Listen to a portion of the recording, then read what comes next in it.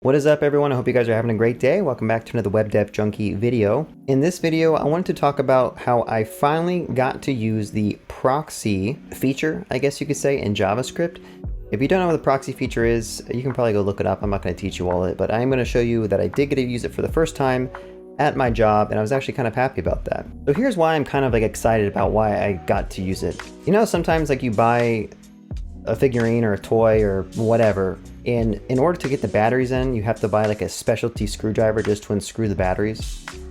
So you go on Amazon, you order this, small screwdriver that has star heads or square heads or whatever, and then you use it to open up that toy, and then you never use it again. And it turns out 5 years down the road, you buy another thing that has a square shaped screw head, and you're like, man, I can actually finally use that screwdriver I bought from 5 years ago. So that is the analogy that I'm going to basically use to describe what happened with proxies.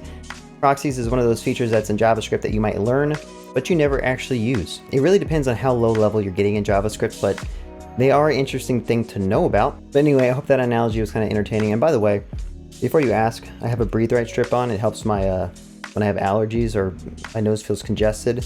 This helps me breathe better. I know someone is going to ask what's on my nose. I didn't break my nose, y'all. I'm too passive to get into a fight. All right, so what I'm going to be showing you is I do have a really simple test file set up, and I want to explain to you what was going on. So at work, we have a project where we're using a framework called Cerebral to manage all of our state inside of a React application. And inside of Cerebral, you have a store, and you can store primitives, and I think you can store functions in that store. So in this case, we had a function that basically tried to grab something from the state. So in this case, we have, you don't really need to know the details about how Cerebral works, but there's a function that you can use to get something from your store or from your state.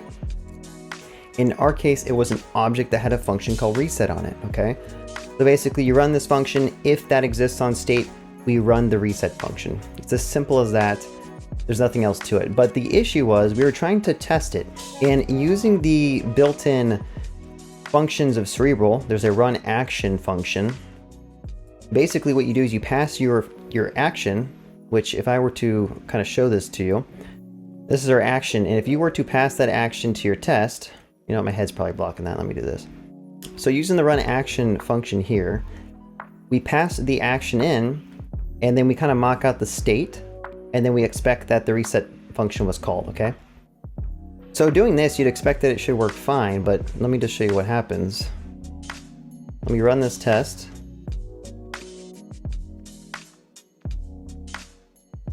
And it fails. And it fails because it says that mock was not a function, or reset was not a function. So for whatever reason, when you pass your function into the run action function, it must be doing some type of JavaScript decoration, or it's doing some type of magic behind the scenes, which is kind of removing your mock from your state. And I think what really happens is basically in this test runner, if it finds something in state that's a function, it's assuming that it's a computed, which is not necessarily the case when you're running your application on prod or live, you know what I'm saying? So we spent a long time trying to figure out, okay, well, how can we actually get this mock to have been called when we try to run that action?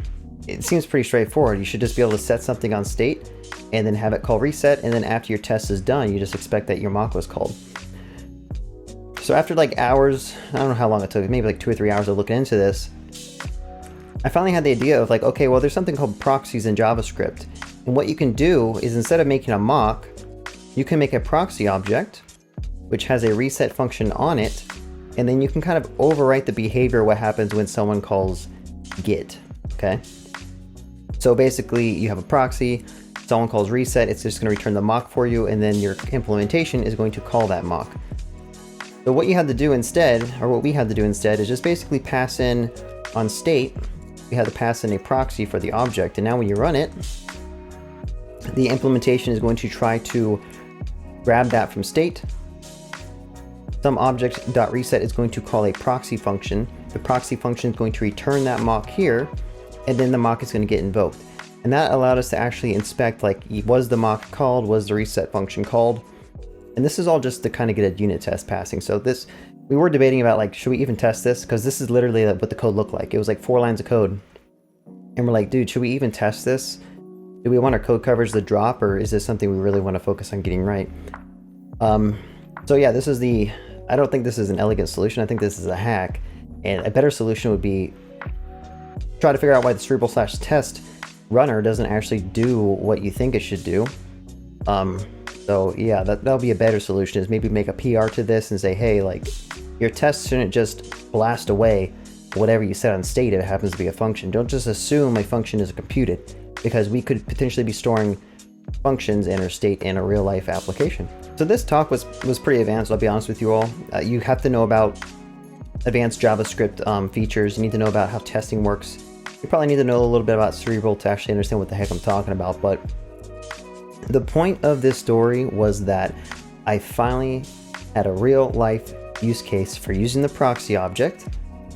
And after using it, I was like actually pretty happy about it. I'm like, man, that knowledge that I learned like years ago when I took a JavaScript course or read through the JavaScript ES6 features, it actually paid off for once. And I think the moral of the story is, like, everything that you learn on these tutorials online and what you read in documentations, you might not use it, but it sure is helpful when you remember it and you get stuck at a roadblock. And this was just one of those tools that you kind of have in your tool shed or in your workbench, that you know it's there, you know what it should be used for, you know what you can use it for, just in case somewhere along the line you end up needing that tool. All right, that's all I had to talk about in this video. Thank you so much for watching. I hope you guys enjoyed this advanced little talk about something I ran into at work. Hopefully you found it interesting. I'd be interesting to know if you guys have run into any issues like this, or if you guys have used the proxy object in JavaScript for any real world use cases. Because honestly, this is like the first one, maybe the second one if I'm being honest. I'm sure I used it for one other thing in the past, but I think it's just used for more lower level libraries that I haven't actually worked on implementing. All right, thank you so much for watching all, and have a great day. Happy coding.